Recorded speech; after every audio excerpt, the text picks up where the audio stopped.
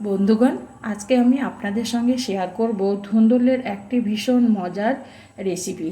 আর এইভাবে রান্না করলে ভাত, রুটি, পরোটা যার সঙ্গেই খাবেন, খেতে কিন্তু ভীষণ মজা। মনেই হবে না যে এটা ধুন্দুলের তরকারি। আর এই জন্য আমি নিয়েছি 500 গ্রাম ধুন্দুল। এবার একটা চাকু দিয়ে সমস্ত ধুন্দুলের উপরের অংশটাকে আমি চেঁচে ফেলে দিলাম। আর এ মাথা ও মাথা করে ধুন্দুলটাকে কেটে নেব। নেওয়ার পর চাকু দিয়ে যতটা পারা যায় পাতলা, আমি ধুন্দুলটাকে পাতলা করে কেটে নেব। এইভাবে যতটা পারা যায় একদম পাতলা করে আমি এগুলোকে কাটবো। এইভাবে আমি সমস্ত ধুন্দুলগুলোকে কেটে নিলাম। এবার এগুলোকে ভালো করে ধুয়ে আমি বাটির মধ্যে নিয়ে নিলাম। তারপর আমি এখানে দিয়ে দিলাম লবণ। লবণটাকে দিয়ে দেওয়ার পর আমি ধুন্দুলের সঙ্গে লবণটাকে ভালো করে মিশিয়ে নেব। তারপর এটাকে আমি সাইডে মোটামুটি 15 মিনিট রেখে দেব। এবার একটা বাটি নিলাম, বাটির মধ্যে দিয়ে দেব বেসন। এখানে আমি 4 চামচ বেসন নিয়ে নেব। বেসনটাকে নিয়ে নেওয়ার পর আমি এই বেসনের মধ্যে দিয়ে দেব অল্প একটু হলুদ গুঁড়ো, আর দিয়ে দেব লঙ্কা গুঁড়ো 1 চামচ, আর দিয়ে দিলাম গরম মশলা অল্প একটু, আর অল্প একটু কালো জিরে দিয়ে দিলাম। এবার অল্প অল্প করে জল দেব আর একটা বেটার বানিয়ে নেব। বেটারটা একদম পাতলা বানাবো না, সেই জন্য অল্প অল্প করে জল দিতে হবে যাতে বেটারটা পাতলা না হয়ে যায়। এখানে আমি অল্প অল্প করে জল দেব আর এইভাবে নাড়তে থাকবো। নাড়তে নাড়তে আমি একটা গাঢ় বেটার তৈরি করে নেব। এরকম বেটার তৈরি করতে হবে। এটাকে সাইডে আমি রেখে দিলাম।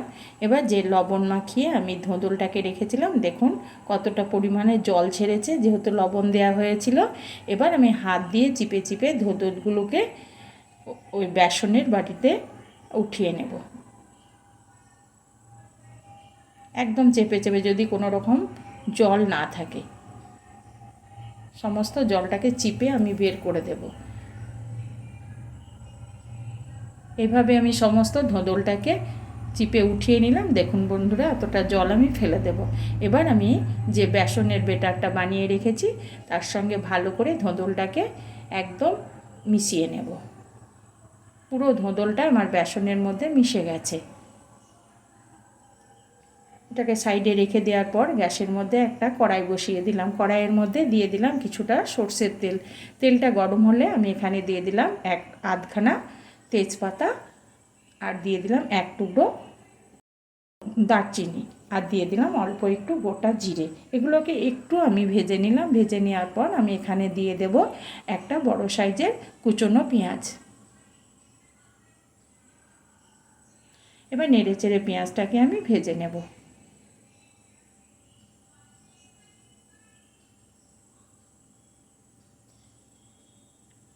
পেঁয়াজটা আমার মোটামুটি বাদামি কালার এলে আমি এখানে দিয়ে দেব, মানে পেঁয়াজটা নরম হলে আমি এখানে দিয়ে দেব আদা বাটা। এখানে আমি 1.5 চামচ রসুন বাটা। আদা রসুনটা দেওয়ার পর আমি আদা রসুনটা পেঁয়াজের সঙ্গে কিছুক্ষণ কষিয়ে নেব।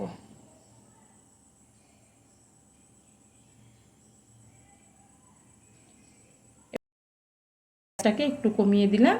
কমিয়ে দেওয়ার পর আমি দিয়ে দেব গুঁড়ো মশলা, যার মধ্যে হলুদের গুঁড়ো পরিমাণ মতো, লঙ্কার গুঁড়ো, আর দিয়ে দিলাম জিরে গুঁড়ো পরিমাণ মতো, আর দিয়ে দিলাম ধনে গুঁড়ো ছোটো চামচের 1 চামচ, আর দিয়ে দিলাম লবণ। স্বাদ মতো লবণটা দিয়ে দেওয়ার পর আমি মশলাটাকে ভালো করে কষিয়ে নেব।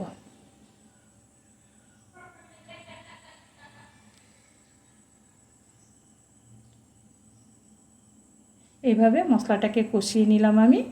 অনেকটা তেল ছেড়ে দিয়েছে। এবার আমি এখানে দিয়ে দিলাম 2 চামচ টক দই। টক দইটাকে আমি ফেটিয়ে নিয়েছিলাম। দিয়ে টক দইয়ের বাটিটাকে ধুয়ে একটু জল দিয়ে দিলাম। এবার আমি ভালো করে মশলাটাকে কষিয়ে নেব। হ্যাঁ বন্ধুরা, দইটা যখন দেওয়া হবে তখন কিন্তু গ্যাসটা আমি বন্ধ রেখেছিলাম। আর দইটাকে ভালোভাবে আমি মিশিয়ে নেব মশলার সঙ্গে, তবেই গ্যাসটাকে ধরাবো। পুরোপুরি দইটা আমার মিশে গেছে। এবার গ্যাসটাকে আমি ধরিয়ে দিলাম। দেওয়ার পর আমি মশলাটাকে আবারও কিছুক্ষণ কষিয়ে নেব। পুরোপুরি তেল ছেড়েছে মশলা থেকে, সেই জন্য দিয়ে দিলাম ছোটো বাটির 1 বাটি জল।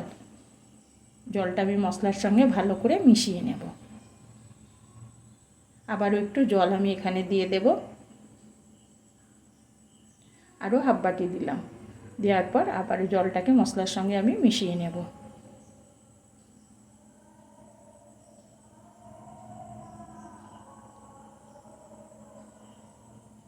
এবার এই কড়াইয়ের উপরে আমি দিয়ে দিলাম একটা ছিদ্রযুক্ত থালা। থালার উপরে একটু তেল বুলিয়ে দিলাম।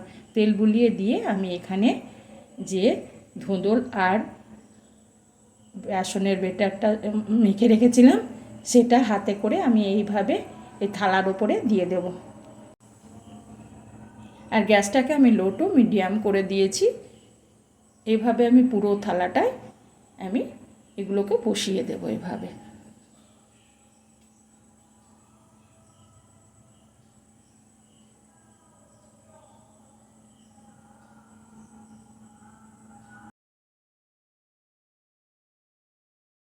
এবার আমি ঢাকা দিয়ে মোটামুটি 3 থেকে 4 মিনিট রেখে দেব। 4 মিনিট পর আমি ফিরে এলাম। দেখুন বন্ধুরা, এবার আমি একটা খুন্তি দিয়ে উঠিয়ে নেব। একদম বড়ার মতো, যেমন আমরা ফুলুরি বানাই বেসনের, ঠিক সেইভাবে এগুলো জমে গেছে। এবার এইগুলোকে একটা একটা করে আমি উঠিয়ে নেব। আর এইভাবে করলে ধুঁদলটা সেদ্ধ হয়ে যায় আর নরম হয়ে যায়। আর যে দুটো আমি উঠিয়ে নিলাম সেই দুটোর জায়গায় আবারও আমি কিছুটা এই ব্যাটার দিয়ে দিলাম।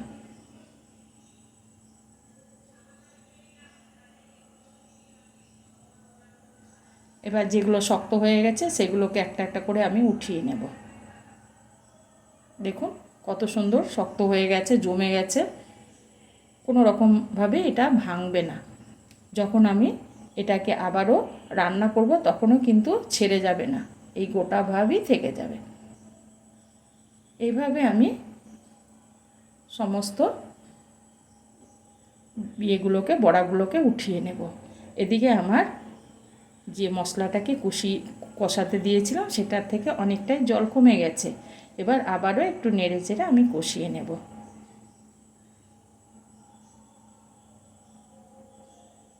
এখানে দিয়ে দেব এবার কিছুটা কুচনো কাঁচা লঙ্কা। কাঁচা লঙ্কাটাকে দেওয়ার পর একটু মশলার সঙ্গে কাঁচা লঙ্কাটাকে মিশিয়ে নেব।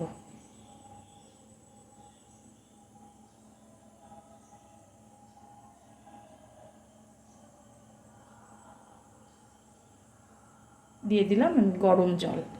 এখানে আমি গরম জলের ব্যবহার করেছি।